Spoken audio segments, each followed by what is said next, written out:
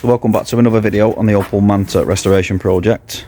We've not done a video on this for a while because we've had a lot of other stuff going on with the Ferrari and obviously the Scania 143 and some other bits and bobs in between. So we have been working on this in the background and it has had quite a lot of work done since the last episode. So you'll notice now we have got both inner wings replaced on this car. They are now in, nice and solid. We replaced all our battery tray and also some of this bulkhead because that was completely rotten out as well. We've done a couple of repairs to the A-posts, and again on this side we've done some repairs here. We've also put a new washer bottle tray in there as well. As well as that, the floors are now done. Last time you've seen these floors, you'll have seen some big gaping holes in there. They're now nice and solid. These are that's pretty much majority of a full floor pan section that we've changed there because the rock come quite far back. We've put new jacking points under there as well. That's just for reference. That's what they look like when they're off the car. So it's also a new jacking point. The chassis rails on this was actually pretty solid. This has now been treated with phosphoric acid, which is that stuff there. It's really good as a rust protection. Also, while you're leaving stuff in bare metal, if you treat it with that stuff, it doesn't flash rust on you. So both sides of the floor are now done. Again, over that side you'll have seen there was just two big massive holes in that floor. So we're going to crack on, and the aim of the game today is we're going to repair the rear corners of the screen because they are pretty bad. So we're going to crack on with that now.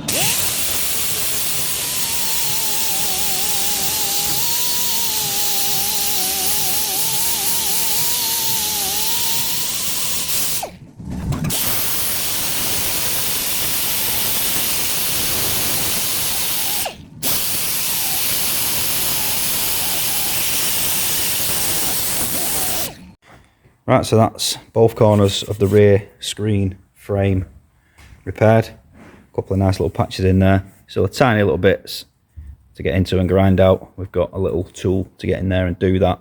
So we'll do that over the next couple of days. But we've got the bulk of it out, and that is now nice and solid. And again, in there, we've got a nice piece put up there.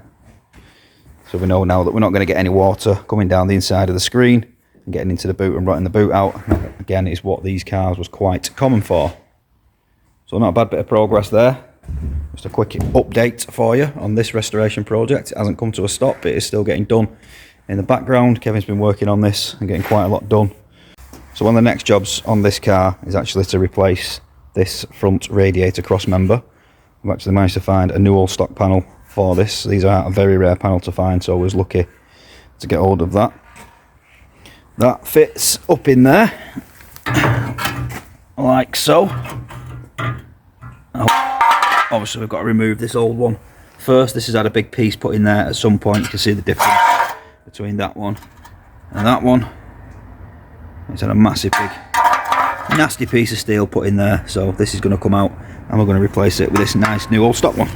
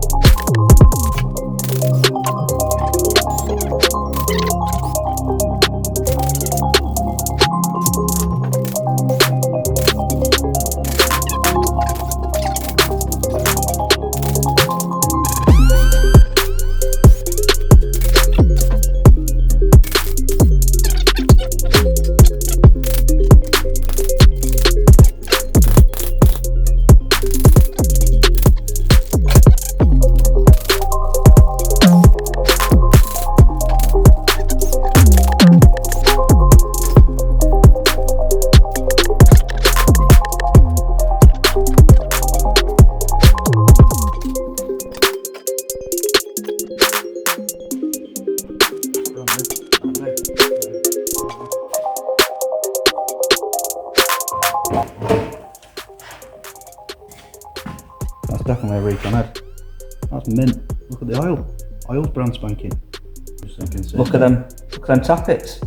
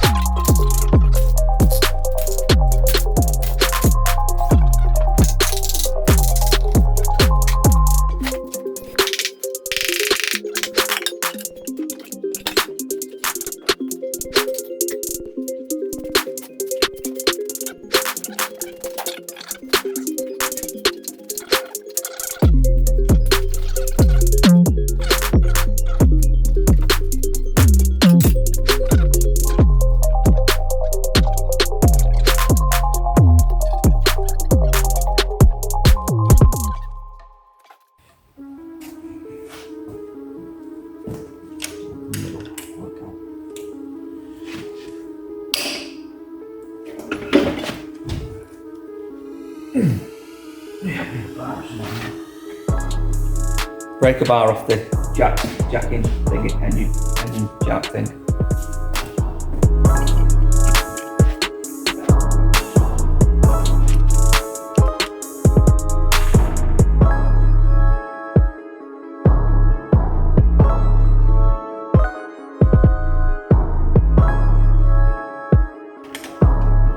They've been ground out, them holes.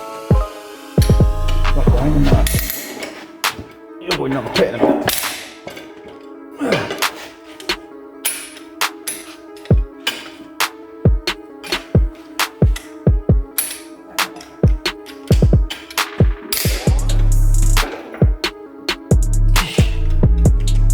They've definitely been torqued up, haven't they?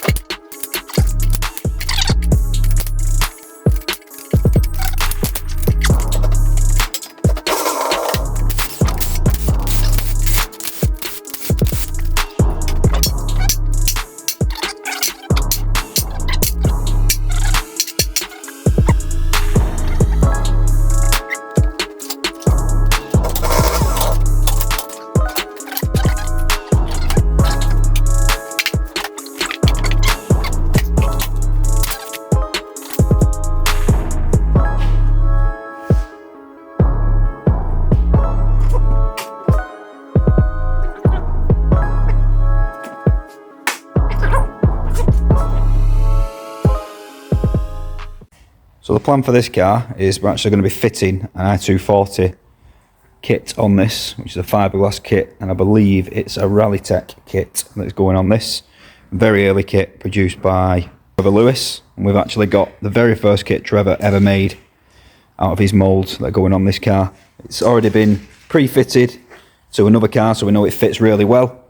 That car has now been sold, and we've actually removed the kit off that car to fit on this one. So to do that, we're going to be cutting these rear arches out, which is not a bad thing really, because these arches have just started to go there, and also just down in this bottom corner. You see they're just starting to swell and bubble out a bit, so that will do away with all that rust and save us a hell of a lot of fabrication work there. And we are going to be tubbing these arches as well. So once we've trimmed these out, we're going to be putting a tub all the way around there, so when we put the kit on, there's no big gap where all the crap and mud can get up in between the rear quarter and the kit. Along with that kit also comes front fiberglass wings. It also comes with some side skirts. We are going to have to weld a little piece of steel down here for the kit or the side skirts to fasten onto. It comes with a fiberglass front bumper, and also we're going to be putting a fiberglass 400 style bonnet on this car as well. And we are going to be a little bit different with this, and we're going to actually be running it on square lights as opposed to the more common twin lights that everybody seems to put on the Mantas these days. So just like to be a little bit different, and we're also going to be running it on this same GTE spoiler rather than the big 3-piece exclusive style spoiler. And again, this arch is not actually too bad. This is not a bad arch at all, but we do need to cut this out to tub it to fit the kit. So now with our engine completely stripped, it actually looks like this is a rebuilt Recon head. That is really clean indeed, and the intake is very clean as well, so that's a bonus. We are going to do the head gasket anyway, just because we know this engine's been stood a long time, and obviously all this is going to get painted and detailed. The bores on this actually look pretty good. Obviously this engine has been run at some point. Obviously you can see there's quite a bit of build up of carbon and stuff on top of those pistons. All this is going to be cleaned up. All new gaskets, all new seals, all new pulleys, new belt, new oil pump, and all the rest of it what goes with it. This is our 1800 Manta 1800 engine that we are using for the gearbox, which fits straight onto the red top engine. And also we need to use the big wing sump off this and the engine mounts, which will all bolt straight onto the C20XE lump, and that will then fit straight into the Manta. Wheel wise on this, we have got some big 17-inch, well, I'll say big 17-inch, there was big back in the day, but for today's standards they're not actually that big, but they still look pretty big on a Manta. So we've got some BBS split rims to go on this, which should tuck into the arches very nicely, and I think the BBS wheels probably suit this car better than any other wheel. I do have a picture actually of the wheels we're using on this car when we trial fitted it with the kit. I'll drop a quick picture of that in there now so you can see the style and the look we're going for. Obviously the wheels are going to be refurbed and new tyres before we put them on the car. So again, that is going to be it for this episode on the Opel Manta. I hope you enjoyed it. Please hit that subscribe button, drop us some comments, let us know what you think. We'll see you all on the next video.